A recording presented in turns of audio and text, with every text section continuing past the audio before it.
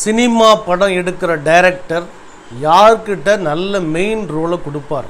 Hero role யாருக்கு கொடுப்பார்னா, நவரச உணர்வுகளையும் சரியாக வெளிப்படுத்துகிற ஒரு ஆற்றல் மிக்க நடிகர்.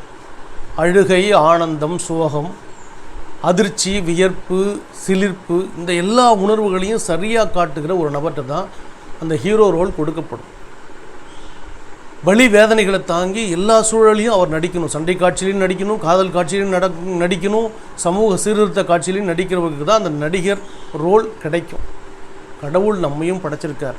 நமக்கும் ஒவ்வொரு நாள் காலையில் எழுந்திருக்கும் போதும் கடன் தொல்லையிலிருந்து, உடல் நோய் பிரச்சனையிலிருந்து, வேலை பிரச்சனையிலிருந்து ஏகப்பட்ட சோதனைகள் வந்து கொண்டு தான் இருக்கிறது. நாமும் இந்த உலகில் நடித்து கொண்டு தான் இருக்கிறோம். ஆனால் இந்த ஒவ்வொரு சோதனைகளும் பிரச்சனைகளும் நம்மை வலுப்படுத்துகிறது, நம்மை தகுதியானவர்களாக மாற்றுகிறது.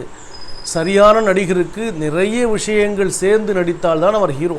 அதே போல் இந்த வாழ்க்கையில் எந்தவித கஷ்டமும் படனா அந்த வாழ்க்கைக்கு மதிப்பே இருக்காது. ஸோ கடவுள் நம்மளை நல்ல நடிகராக, நல்ல ஒரு தகுதி வாய்ந்த நபராக மாற்றத்துக்கு தான் இதெல்லாம் கொடுக்குறாரு. அப்போ என்ன பண்ணணும்? பொறுமை மிக அவசியம். இருக்கிறத தொடர்ந்து செஞ்சுக்கிட்டே இருக்கணும். இறைவன் மேலே நம்பிக்கையை வச்சுக்கிட்டே இருக்கணும்.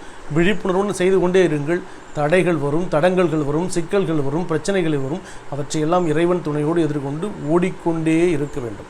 நகர்ந்து கொண்டே இருந்தால்தான் நதி, தேங்கினால் அது குட்டை. தொடர்ந்து உழையுங்கள், முன்னேறுங்கள். கடவுள் என்ற இயக்குனர் உங்களை மிகச்சிறப்பான ஹீரோவாக மாற்றுவதற்குத்தான் இதை அத்தனையும் கொடுக்கிறார். உணர்ந்து செயல்படுங்கள், வாழ்க்கையில் வெற்றி பெறுங்கள். நன்றி.